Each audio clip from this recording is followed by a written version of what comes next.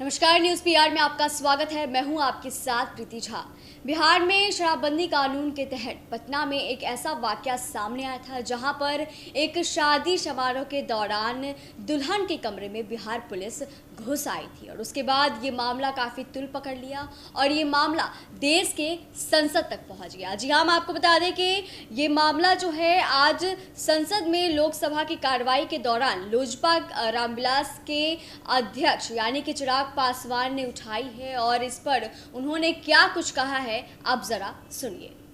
Thank you so much, Speaker sir, for giving me this opportunity to ask the supplementary question. Sir, जैसा कि दिए गए उत्तर में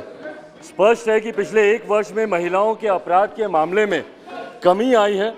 और माननीय मंत्री महोदया खुद हमेशा महिला अधिकारों की सशक्त पैरोकार रही हैं। पर सर, कमी वाले आंकड़े भी अपने में ये गवाही देते हैं कि अभी भी राज्य के स्तर पर नीति और उसको एग्जीक्यूट करने के लिए कई कार्य करने की ज़रूरत है, क्योंकि संविधान की 7वीं सूची सर कानून और पुलिस को राज्य अधिकार क्षेत्र में देती है, लेकिन अगर सर किसी राज्य का प्रशासन तंत्र के द्वारा ही कानून की अवहेलना हो तो जनप्रतिनिधि के तौर पर चुप नहीं रहा जा सकता। सर, मैं इस सदन का ध्यान मेरे गृह राज्य बिहार की राजधानी पटना में घटी एक घटना की तरफ लेकर जाना चाहता हूं, जहां शराबबंदी कानून के तहत विवाह समारोह में शराब की बोतल खोजने के नाम पर पुलिसकर्मी दुल्हन के कमरे में चले गए और वहां, जबकि उस वक्त सर ये कहना जरूरी है कि उस वक्त पुलिसकर्मी के साथ कोई महिला पुलिस, सर एक मिनट सर, संवेदनशील विषय है सर, एक दुल्हन के कमरे में पुलिसकर्मी चले जाते हैं बिना महिला पुलिस के रहते हुए। इसीलिए सर मैं बस इतना चाहूंगा कि क्या केंद्र सरकार कोई ऐसी एडवाइजरी या यहाँ से कोई ऐसा निर्देश दे सकती है कि भविष्य में कम से कम ऐसी घटना ना घटे कि पुलिस के कमरे में बिना महिला पुलिसकर्मी के कोई पुलिस, सर जिनको कानून का संरक्षण करना है, अगर वही उसकी अवहेलना करने लग जाए तो आम जनता कहाँ जाएगी। कानून से जो अपेक्षा माननीय सदस्य अध्यक्ष महोदय अपेक्षा कर रहे हैं वो ऑलरेडी कानून में इंगित है। बीपीआरएनडी के माध्यम से सेंसिटाइजेशन महिला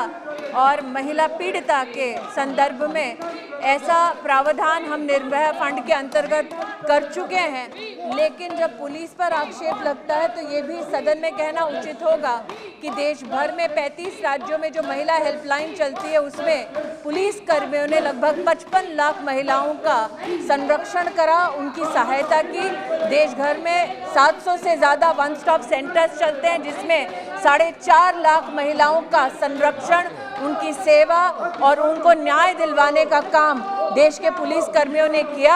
हाँ, निश्चित रूप से सेंसिटाइजेशन के काम को आगे बढ़ाना है, जिसके लिए हम सतत प्रयासरत हैं।